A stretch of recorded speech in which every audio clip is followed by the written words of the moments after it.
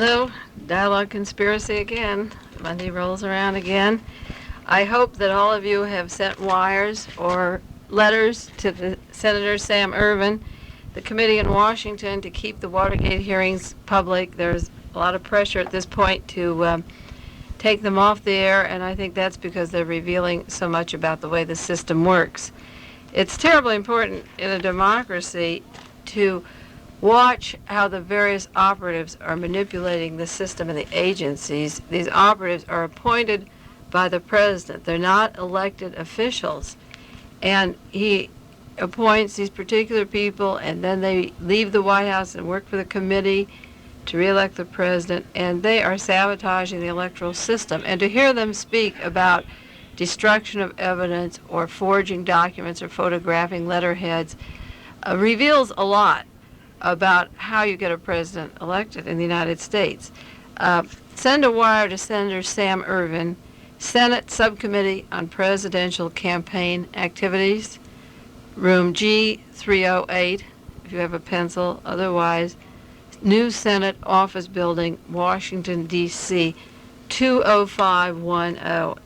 If the hearings go back on the air tomorrow, send him a letter and tell him you appreciate his holding out and having the hearings go back on the air. If they're not on the air, send a note of your displeasure. I think it's a rare opportunity to watch these witnesses on the stand and see how much they're getting away with, to see how much the committee itself is not asking them. It's a disgrace. These men act like they're stupid. I can't believe they're that stupid. And besides that, a lot of information comes out from the mouths of the witnesses, some that they don't mean to come out, and some is intentional. I'm going into some of the things they brought up last week that were important in terms of the news. Before I do that, I came across an article in my cross-filing system that it was from the Monterey High School last June. It was 2 years ago this week. This is an anniversary at KLRB. I've been on the air 2 weeks with Dialogue Conspiracy, 2 years with Dialogue Conspiracy, since June 2 years ago, 1971.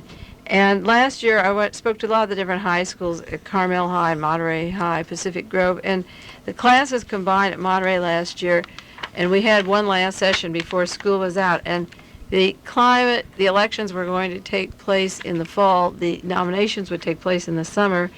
And I spoke to the class about the electoral process, what had preceded the years before, and what the summer would be like.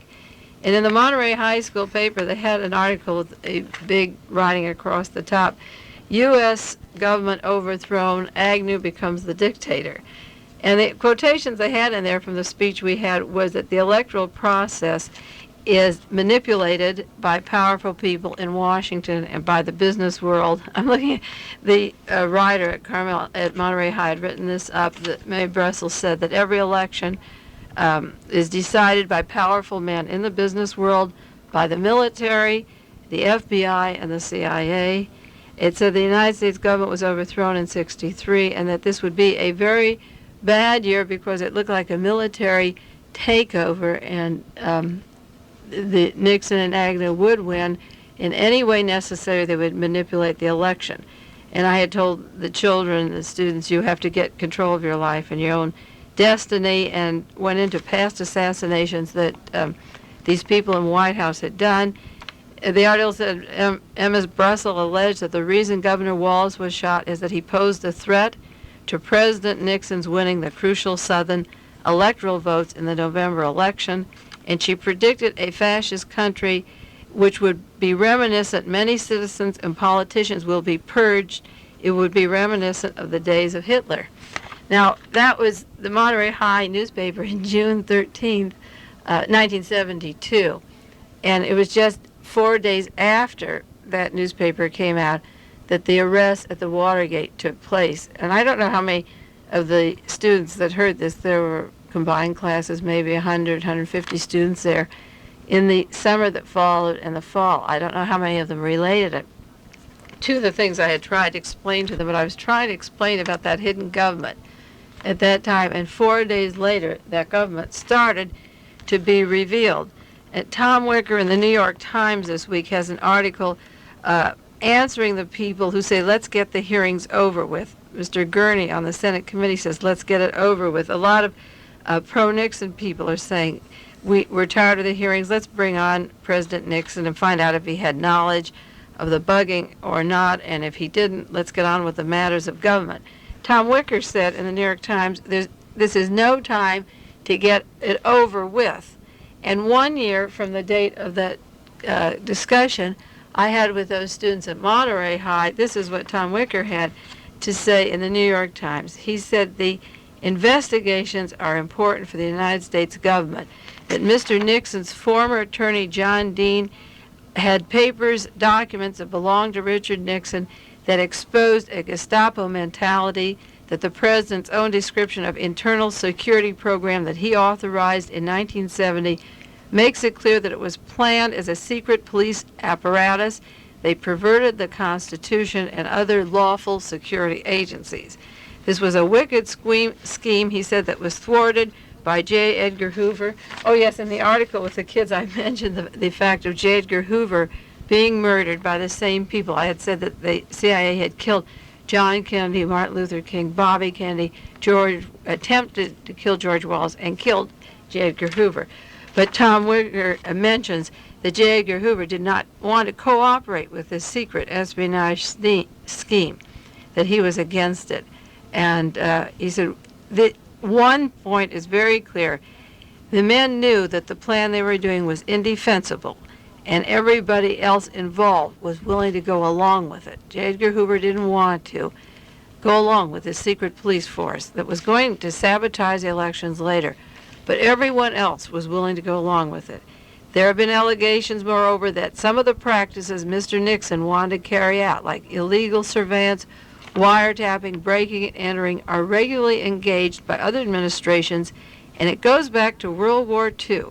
Not only the conceded Nixon scheme must be traced and exposed, but these charges, too, going back as far as World War II, for if it is confirmed, it means abuse of a police power and the subversion of the Constitution has far deeper roots than any shortcomings among Mr. Nixon's friends. And it's time for us to go into these matters and there's nothing to get over with. In other words, the New York Times was saying, you have this secret police force. It seems to have been a policy to subvert the United States government since World War II. And this is exactly what I was trying to explain to those students a year earlier. A lot of the news today, as I speak to you, was about the escalation of the war. If you read the front page of the newspapers this morning, there was articles that the war will continue. The San Jose Mercury, the San Francisco Chronicle, the U.S. war orders are soaring, long U.S. war roll seen.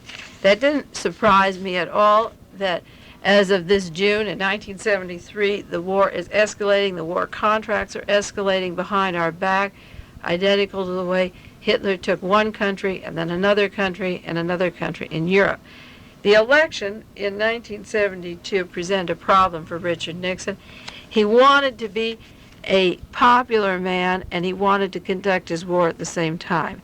And now I'm going to swing into the motive of the Watergate so that nobody forgets it and remembers it very clearly, what the Watergate was about. The election was coming up, and Richard Nixon wanted to be a popular man, popular enough to win the majority of the votes at home.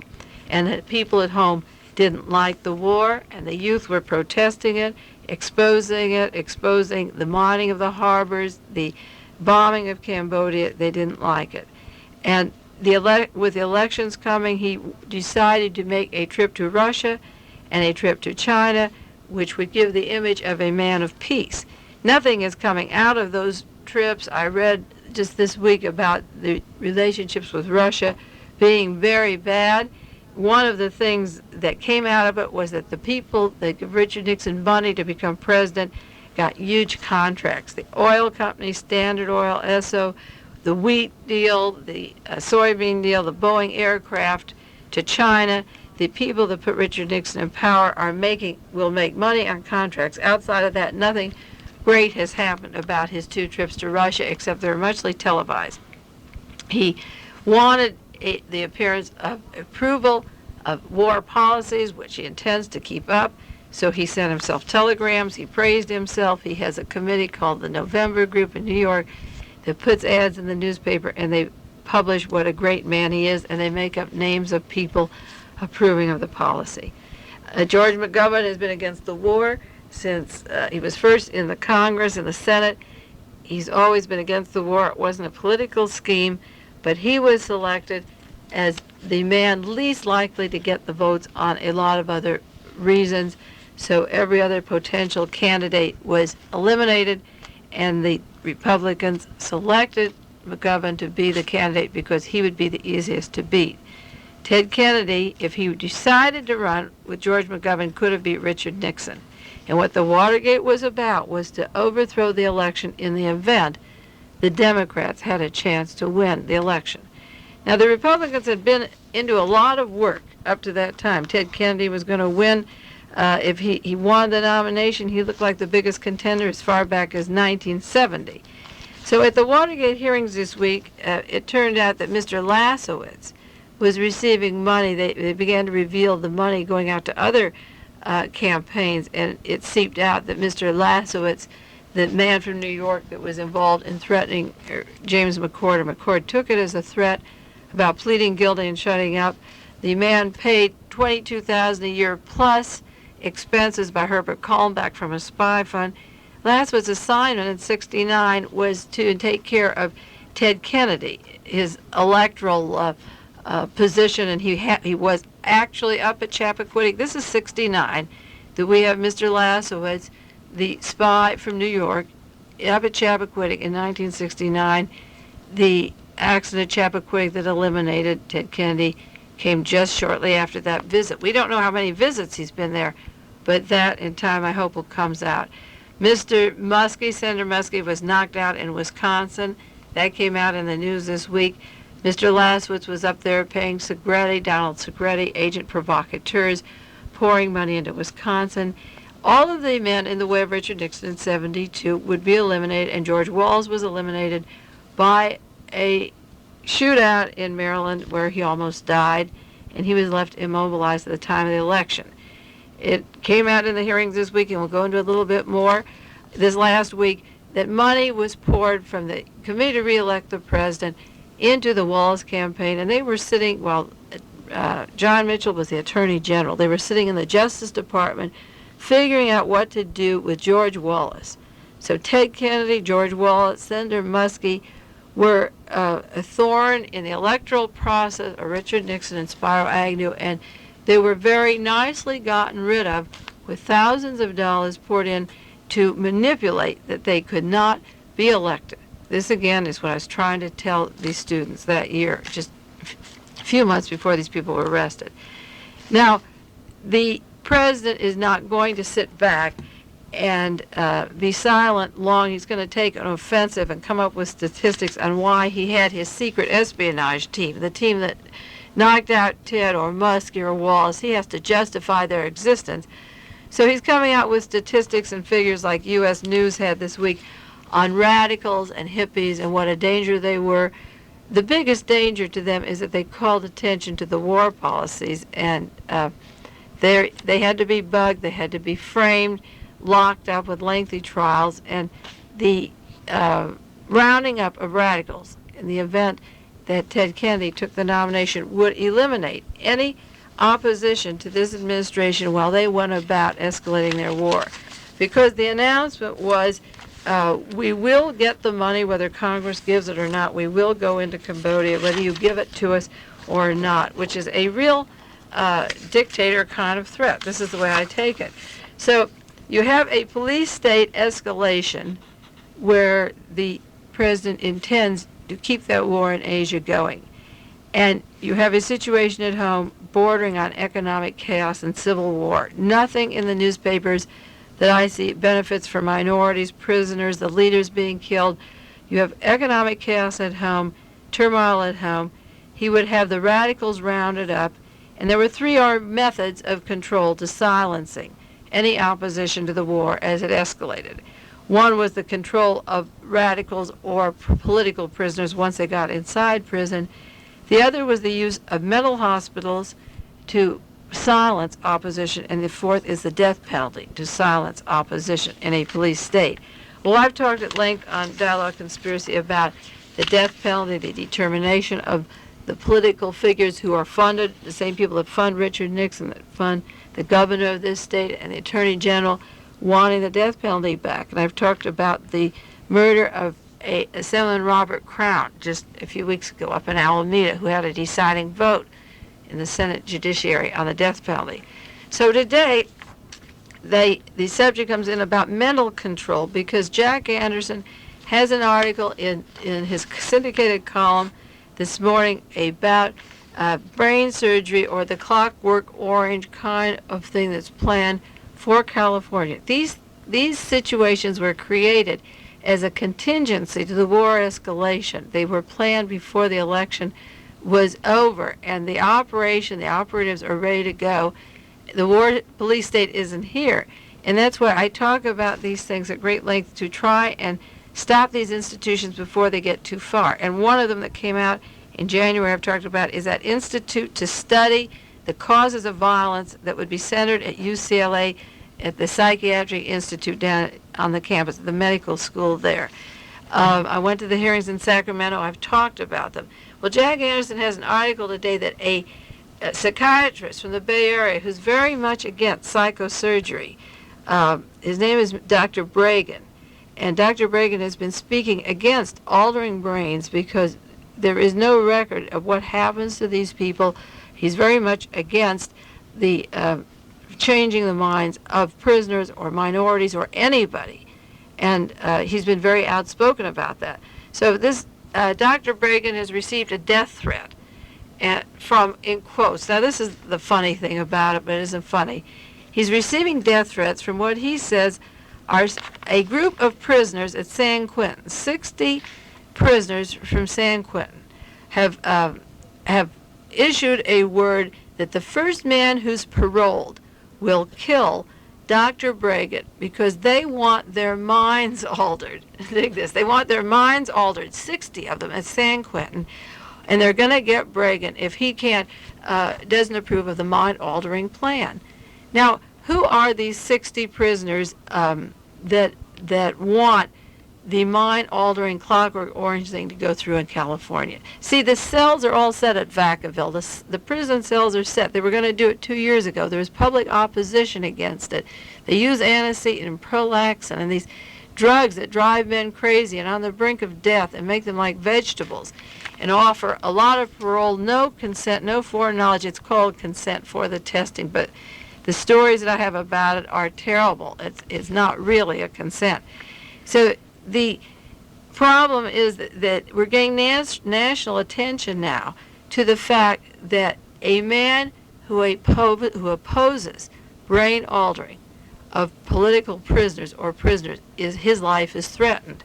And that's why I believe that Robert Crown, I have more reason than that to believe that Robert Crown, the opponent of the death penalty, was killed. But here's an overt threat to a man, and I think it would be very interesting for the Department of Corrections, for Mr. Raymond Precunier, the warden at San Quentin, to produce publicly, produce the list of 60 men, their names, their prison numbers, their family numbers of those 60 men that want their brains altered, or they'll kill somebody if they don't. Because if those 60 men really want it, they can go get it done tomorrow. Their families probably could sign permission to get it done tomorrow. But it doesn't have to be a law in California for those who don't want their brains altered. See, some would be forced. They've admitted that some wouldn't have the right to say, because being as they're in there, they aren't knowledgeable to begin with. Let those who want to voluntarily go in with their own private doctors, to go to this particular Dr. Brown in Santa Monica, he's already done. Dr. Hunter Brown has already done psychosurgery on 300 behavioral operations, and we haven't seen those people. I'd like to see 50 of those people. There was a television show about people who had their brain altered just recently on KQED, and the two people that spoke up for it were absolute vegetables. It was the most pathetic sight I ever saw. And if that speaks up for brain surgery, we're in a terrible way. So Jack Anderson today is talking about California psychosurgery, And I think it's a very serious problem because as we go into a fascist state, or as the administration would want us to, we have to look at what fascism is. If Senator Sam Ervin says to the press and to his committee that documents that were found in the White House files were so frightening he doesn't know that we should see them, and he refers to them as Gestapo plans, we should know what they are. But in general terms, to be specific, I bring out institutions like this, threats like this, murders to the people who oppose the fascist plans, because those are the ones that are getting ripped off. And they call them the John Dean files because at the White House they were loaded at his desk and left there. They're the Richard Nixon files. He gave the approval for the plans. He organized the Gestapo. John Dean just started to work for them a short while ago. Refer to them as the Richard Nixon files. To justify the Watergate plumbers, the men who have been doing the espionage work and altering these candidates and elections for us, the president cited statistics of Robert Mardian that have come out recently that are very interesting because he was the head of the Internal Security Division. And the excuse for the White House plumbers was that there's so much violence and lawlessness before the president took office that he had to protect us for national security, and cited the examples this week were in 1968, the rioting following Martin Luther King's death, the death of Robert Kennedy, the anti-war demonstrations in '69, the Kent State murders in 1970, the terror bombings in 1970, the Black Panther movement, the urban guerrilla warfare in 1970, the May Day attempts in the Capitol in '71, the Republican convention in Miami, and the shooting of George Wallace in 1972. And isn't it very interesting that every single one of these things was done by that secret police squad? And if they opened up the evidence, they would find that the police had the authority to kill, or the guards killed in these cases, or the government was in on funding the operatives down through a chain of command. Wouldn't it be interesting to open up the evidence and find out why James Ray never had a trial and why he said that Martin Luther King had to be killed in an election year? And wouldn't it be nice to open up the Robert Kennedy information on the guns, the ballistic, the autopsy? Theodore Chirac, who did the research on the Robert Kennedy murder, called me this week, and he wanted to come up to Carmel and visit me. And he's finished that movie. They finished that movie called The Second Gun, with the evidence on the other person who had the gun that shot Robert Kennedy from the back of the head. And he wants a fundraising to get extra copies of the films to show it around the country. They have a few films, and they don't have many. So I told him to give me 3 weeks till I finish the article I'm doing now. And then I would announce on my radio program, and I'd try to get the Village Theater, and we'd be one of the first cities in this country to see the movie The Second Gun, and he would be here and other research would be here. So we're aiming it for July, and we'll have the movie on the shooting of Robert Kennedy here in Carmel, California. I'm trying to get that together now. But the excuses for the White House plumbers just happen to be done by cases where the evidence is all locked up, and the research proves that these were political murders done by provocateurs. New evidence came in on Kent State this week, the National Guard killing. And so they create, see, the Army and the intelligence agencies create a situation where they get violence, and then the violence is the excuse for their existence. Which comes first, the chicken or the egg? Every excuse listed for the White House plumbers operating this year can be proven to, the violence can be proven to be caused by paid provocateurs coming from the Treasury Department, the Internal Revenue, on down narcotics and firearms, or the other agencies like the White House paying Segretti, again, he was in the Treasury Department, ex-FBI, on down the attorney, Herbert Kallenbach, siphoning funds now to a liaison to the American Nazi Party. We'll jump to that right now because I want to go slow, but I want to go fast at the same time. The excuse for the White House plumbers, and you read about them in the news, is that violence was everywhere and that they had to have their own secret police force to keep track of the violence and the leaks coming out of the White House story. That's another big lie, like the Reichstag fire. The excuse for having Henry Kissinger's aides wiretapped in the White House tapped was that new leaks were coming out on the SALT talks that were to take place in Helsinki. In July of 1971, the New York Times ran leaks. It's very interesting that the very person, Mr. Beecher, who ran those leaks, got a promotion now, and he's now Deputy Assistant Secretary for Public Affairs in the Defense Department. They allowed leaks to take place on the talks of the National Security Council. And because those leaks take place, they can say, we need a secret espionage team to find out what's happening. And then that espionage team sabotages the elections and all the candidates that oppose Richard Nixon. The conspiracy is complicated to people who do not think in terms of how these things are designed, but many, many of these conspiracies are planned and allowed to happen. Then when they happen, you can get a tighter law than you had before, because you keep needing new laws of oppression, but there has to be an excuse to have them, so you create the excuse. The Pentagon Papers, it's come out, were known to the government that Ellsberg and Russo were copying. They watched them copy them. They let them do it. After they copied them, they gave them to Senator Fulbright and members of Congress and said, look what's happening in Vietnam. Our public officials are lying. The Congress did nothing with them. So they took them to the newspaper, New York Times, Washington Post, and then the government gets really excited and wants a new law that they can put someone in jail even without a trial for taking classified papers that are in the White House. And that makes every one of their espionage secrets tighter. They can't just make a law because we are supposed to be fighting for democracy. We still look like a free country, a two-party system. Our image is sold that way. So you can't make edicts come down like Hitler did in Germany. People would see the parallels too fast. So we create the situation, which was what Hitler had to do too. In order to round up the radicals, he creates the famous Reichstag fire and burns down his own building. He creates a system to justify the plans that were made preceding it, and then he can use the guise of protecting our peace agreement, the SALT talks, our international conferences, our secret classified papers. We create the situation with foreknowledge all along that it's going to take place. Now, the hearings last week let out a few little goodies. Sally Harmony was one of the witnesses, a secretary for G. Gordon Liddy, a real CIA secretary. She doesn't know what she's typing. She doesn't hear if the phone rings. If she answers it, she doesn't ask who's speaking. She takes letterhead from the Democratic stationery and copies it, but she doesn't know what it's used for.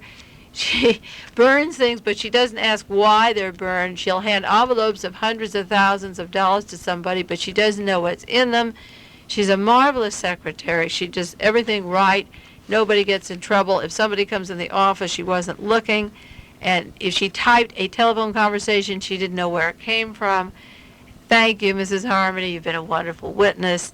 We really enjoyed having you. That's the way the story went. She let out a little point. She was telling about the coded stationery, Ruby 1, Ruby 2, a crystal, the code names for gemstone, the secret file. She didn't think it was funny that everything she copied had to be burned after a group of people were arrested. Gemstone isn't anything special. It's an everyday job.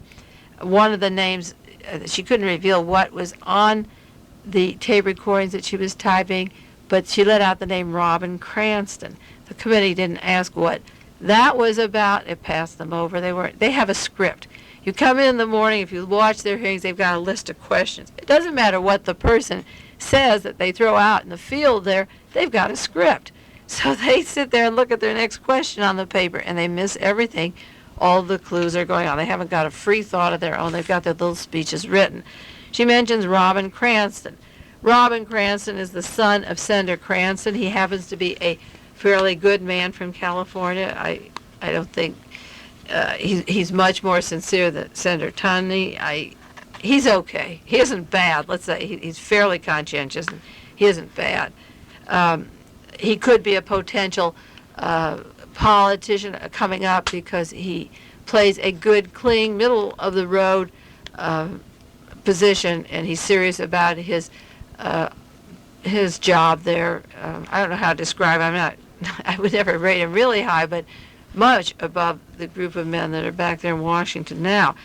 But his son got arrested this last year on charges of putting acid in a call girl's drink or some girl, and I didn't save all the articles on it. They busted him. She was supposed to have gone berserk and very sick, and the son was brought in on using drugs, putting drugs in her drink, acid, and it's an embarrassment to a man who's a member of the United States Senate. And so the little bit of incident happens, but it would be interesting if Senator Cranston wants to run for re-election, and they say, oh, look what your son did. You know, what was he doing with this chick? Or wasn't your son arrested? Or do you think you should have this position when your son was involved in this suit? So it's very interesting that if he has political aspirations, that the particular espionage squad that's in the White House and the Committee to Re-elect the President are so busy making our country secure from radicals. The part of their secret gemstone file has to do with Robin Cranston, and the committee doesn't ask what that's about. Also in the news this last week was that G. Gordon Liddy had hired call girls to do the same thing that happened to Cranston down in Miami at the time of convention, to blackmail the Democrats and maybe some Republicans to keep them in line, and the girls had their jobs. They were ready to go. It wasn't told whether they met with these particular people at the time the convention went on or not, and the blackmail would be used later. But here you have millions of dollars dispersed to these committees and put into $100 bills of cash that goes to people to blackmail public officials that are doing their business, or to get their sons into lengthy trials that are embarrassment that cause a lot of money to defend yourself to prove your innocence. So the little bit Robin Cranston was thrown out. Nobody cared about that too much. Then Hugh Sloan threw out a figure. He was before the committee. He was the money man who received all these hundreds of thousands of dollars. He didn't know where it came from either, really, and he was very busy.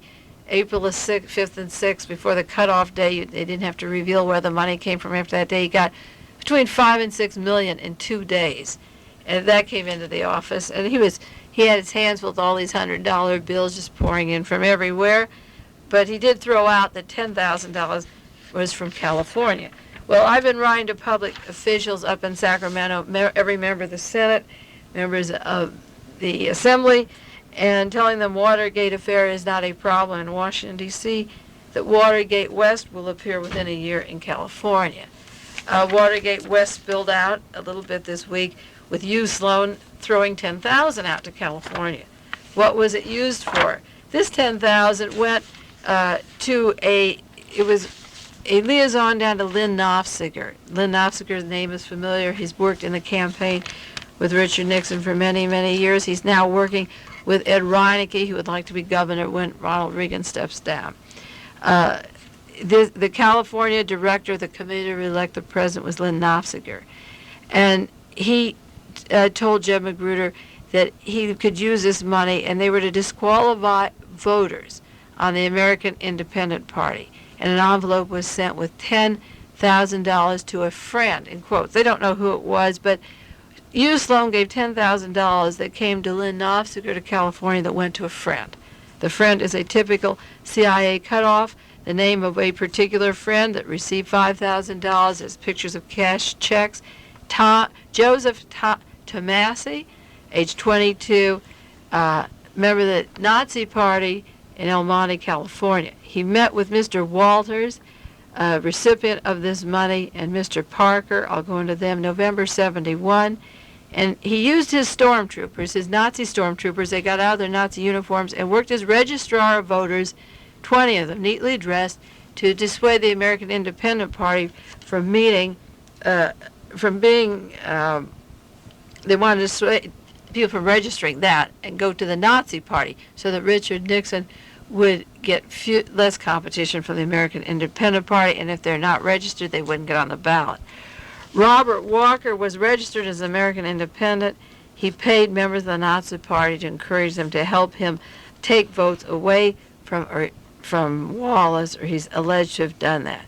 He told Mr. Nofziger he could travel around the states. Now, this is what he said. He denied it later, but it would be nice to check out that he could travel around the state and get county officials to purge the voting lists of the American Independent Party.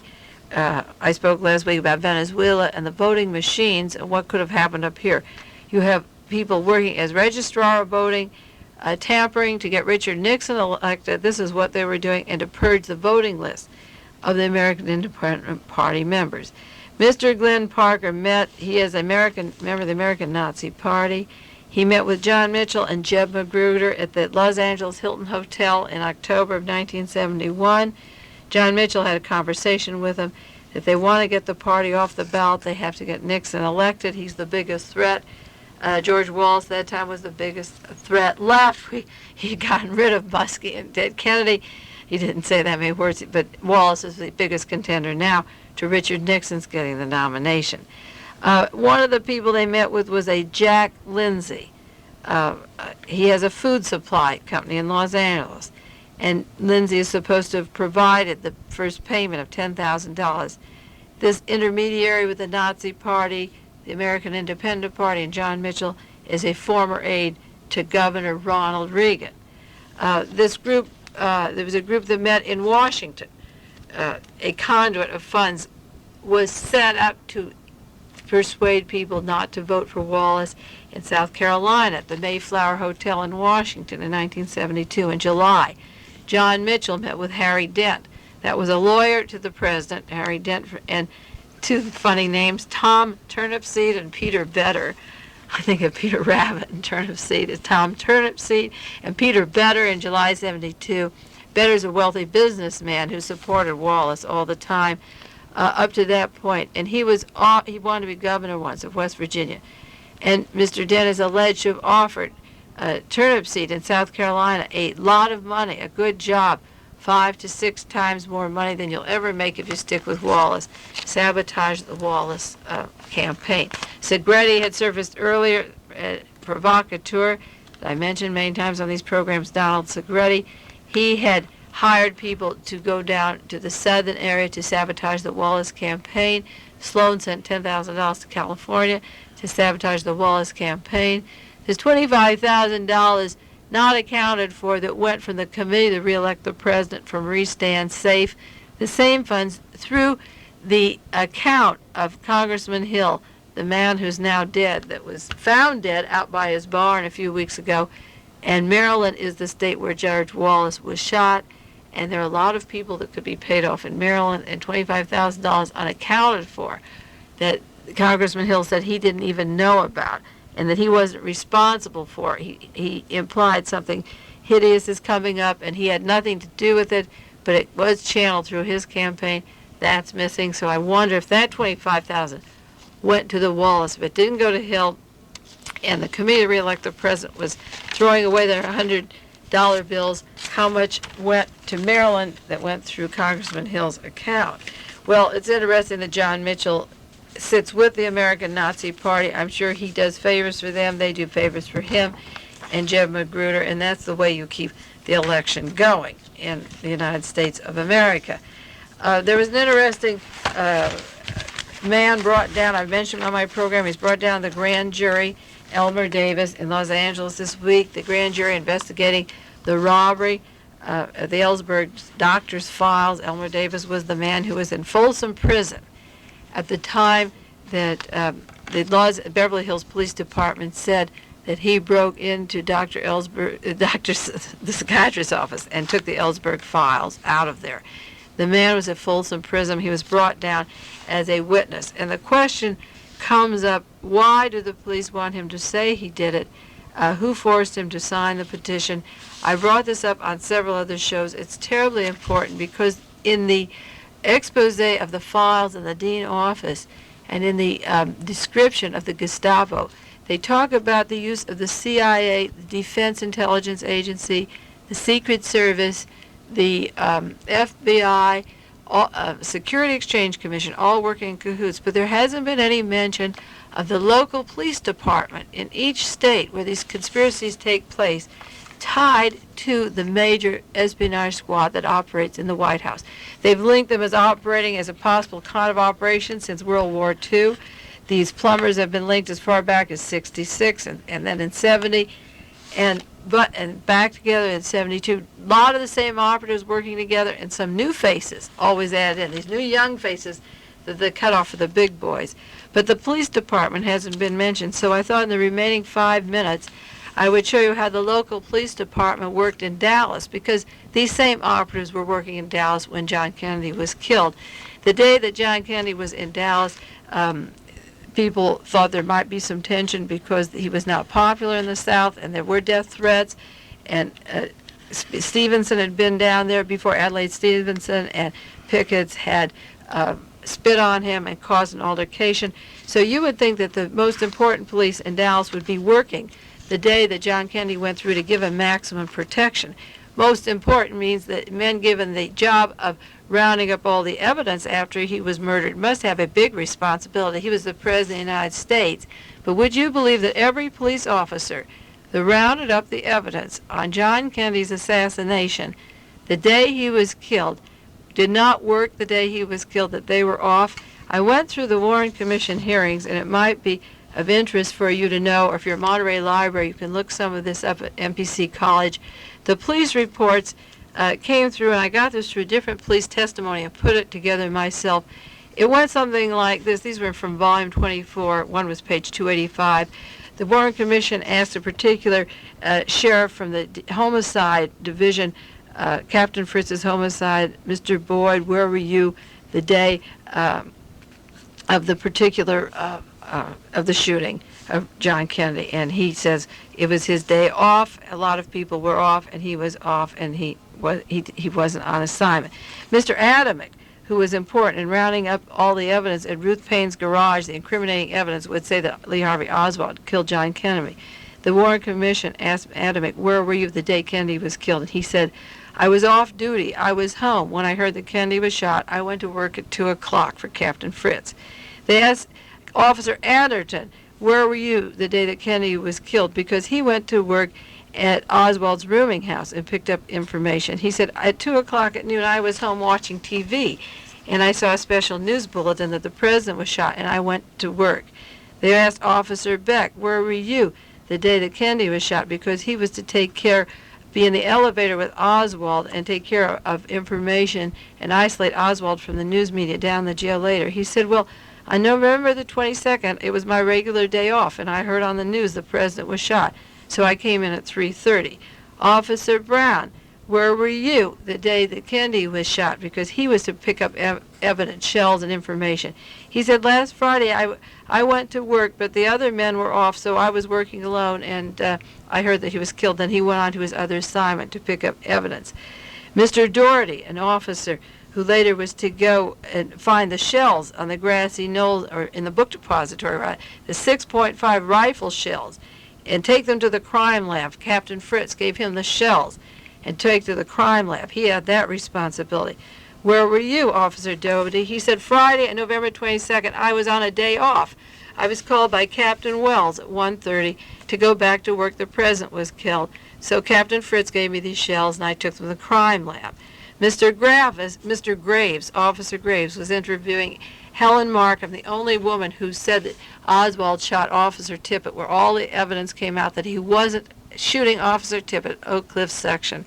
They said to Officer Doty, where were you the day that you interviewed after you saw Oswald and he took care of Mrs. Markham? He said, well, it was my day off, and I came in at 1:30, and they told me to take care of Helen Markham, and I interviewed her. Officer Hall, they asked him, he was in charge of interviewing people at the police station who would have contact with Oswald after he was arrested. Where was he? He said, on November the 22nd, I had a day off. I was home doing some work in my backyard. I was in the house, and I heard about 1 o'clock the president was killed, and I went on down. Marvin Jarson, another gentleman who was at a cafe where Oswald was supposed to have been and seen Mrs. Markham. Later, he went to the book depository and picked up incriminating evidence. The commission said, where were you? Marvin Johnson said, at Friday, November 22nd, I was down at Dale's Cafe. He was off. It was his lunch hour. Then he came down to the book depository and took up evidence. I can go on some other time. I've got 12 other officers, every one of them, the ones that went to Ruby's apartment, Oswald's rooming house, searched his room, went to the book depository where the rifle was, picked up the shells, picked up the rifle. None of them were working that day. They were all off. They conveniently came back in time to pick out the 12 pieces of evidence that were to say that Lee Harvey Oswald killed President Kennedy, and not one of the piece of evidence actually fit the ballistics, the crime, or the information that appeared later after the Warren Commission was written. So that's how the local police department works in cahoots with the Central Intelligence Agency or the operatives to keep the story as the planners in Washington wanted to come down. Okay, our time is up. Watch the Watergate hearings next week. Take notes. Send a wire to Washington. See you next week.